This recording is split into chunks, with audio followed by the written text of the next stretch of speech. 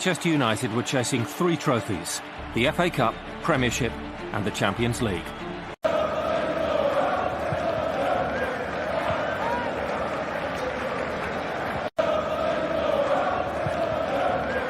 Giggs forward, and Giggs is running powerfully, and he's still running round Giggs, approaching the Arsenal penalty area, into the Arsenal penalty area. Giggs shoots! My word! What a fantastic goal! With a corner. It's towards Keane. Beckham's headed down. This is Cole. It's towards York. It's 2-2. York, he skipped through. It's Dwight York. He's brought down by Peruzzi. Cole will finish it off. Falls.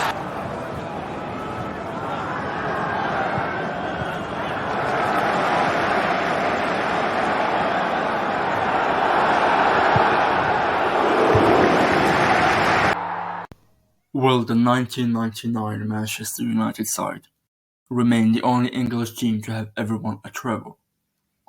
Or will this current City side eclipse their achievement? So Manchester City are on course of achieving a historic treble after an unbelievable season. Pep Guardiola and his men have managed to win the Premier League, although, Arsenal battled it, let's be honest. They are in a Champions League final where they are favourites, massive favourites against Inter Milan. They should be favourites. And they are in an FA Cup final against Manchester United.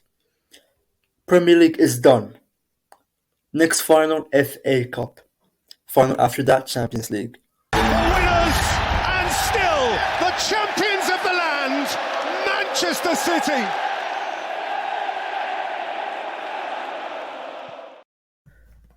Anything can happen in football, but United fans will assume that City will win the final. In fact, every football fan, except Inter Milan fans, will assume that Manchester City are going to win the Champions League final. Therefore, it is Man United's duty, it is their job. Their history is on the line. They absolutely have to beat Manchester City in the FA Cup final. It is such a dramatic final. Probably the biggest one in years. The biggest one in history? Probably. Not 100% sure. But definitely, over recent history, this is the FA Cup final that has the biggest things in the line. It has the biggest weight, the most importance, and the most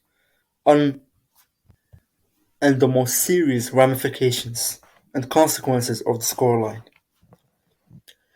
Now, let's see. How will Man United take this game? How will they go into it? Defensive.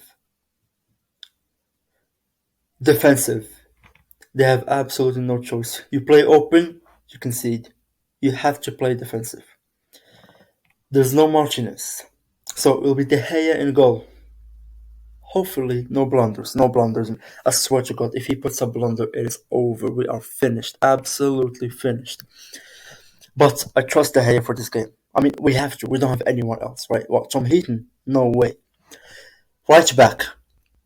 Has to be Wan-Bissaka. Cannot be the low. Has to be Wan-Bissaka. We need defense, man. We need to be very defensive this game. Left back. Malacia. And I will say why in a second. Centre backs. Varane has to be in. Martinez is out, so I will put Luke Shaw. No Lindelof, Luke Shaw. Back when United played Manchester City in Old Trafford in the Premier League, where United won 2-1, the partnership, it was Luke Shaw and Varane. They kept Haaland out of the game. He did not have a sniff. So, back five, De Gea, Wan-Bissaka, Varane, Luke Shaw, Malacia. You could play the low left back, but I prefer Malacia since he is left-footed. And I just think in certain situations you need a left footer as a left back. Midfield. Casemiro has to be in. Casemiro has to have the game of his life, right? He needs to be on a mad one against City. And then I will play, obviously, Bruno as an attacking midfielder. And for the other midfielder, I will choose Fred. I think Fred has to be in. Eriksen is way too slow, way too weak for these type of games. He's a good player, but not for these type of games, man. Fred, we need tenacity. We need passion. Yeah, we need passion immersions this game. People who run around, not get tired. Forget about football and ability. No. We need runners, man. We need to run. Yeah? We need effort, especially in the midfield. We need Fred. Fred will run. Now, obviously, hopefully, he does not. It depends on Fred. There are two scenarios with Fred.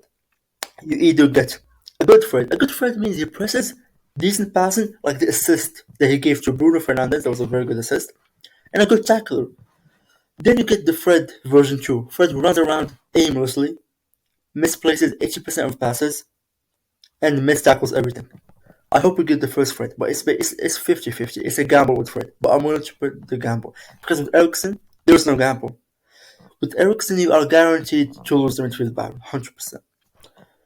Bruno Fernandes has played the most minutes out of everyone in Europe's top 5 leagues. Not only this season, I think it goes years and years and years. He played around 5,000 something minutes. That is insane. No one comes close. In terms of club level, no one comes close to the amount of minutes played by Bruno Fernandes. Insane. He does not even get injured. Insane player. Insane human. Right? Attack. Left wing, Rashford. Striker, Martial. Right wing, I will go for Anthony if he's fit. If he's not, you obviously go Sancho off the right. If he is fit, Anthony for me starts. But anyways, between those two players, you're gonna rotate. So I think first, whoever starts is gonna play 60 minutes or 70, and then either the other guy is gonna come on. So Sancho and Anthony will rotate. That is how I think United should line up. If you have any chance of doing anything, that should be the lineup.